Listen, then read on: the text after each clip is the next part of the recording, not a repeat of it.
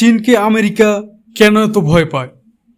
বিশ্ব রাজনীতির মঞ্চে আজ সবচেয়ে আলোচিত প্রতিদ্বন্দ্বিতা হলো আমেরিকা ও চীনের মধ্যকার ক্ষমতার লড়াই।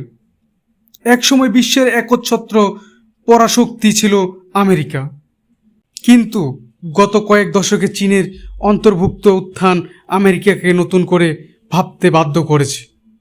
1980 সালের পর থেকে চীনের অর্থনীতি এত দ্রুত বৃদ্ধি পেয়েছে যে দেশটি বিশ্বের দ্বিতীয় বৃহত্তম অর্থনীতিতে পরিণত হয়েছে। বর্তমানে বিশ্বের অসংখ্য পণ্য চীনের কারখানায় তৈরি হয়। প্রযুক্তি, কৃত্রিম বুদ্ধিমত্তা, মহাকাশ গবেষণা এবং সামরিক শক্তিতে চীন দ্রুত এগিয়ে যাচ্ছে। বিশেষজ্ঞদের মতে আমেরিকার সবচেয়ে বড় উদ্বেগ হল চীনের ক্রমবর্ধমান অর্থনীতি ও প্রযুক্তিগত ক্ষমতা।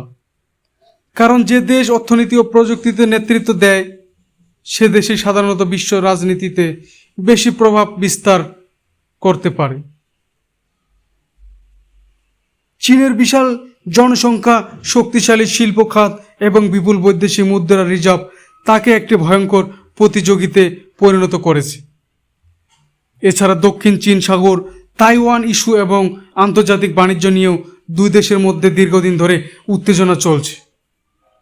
আমেরিকার মনে করে চীন যদি আরও শক্তিশালী হয়ে ওঠে তাহলে বর্তমান বিশ্ব ব্যবস্থা আমেরিকার প্রভাব কমে যেতে পারে। তবে বাস্তবতা হলো এটি কেবল ভয় নয়, বরং দুই পরাশক্তির মধ্যে নেতৃত্বের প্রতিযোগিতা।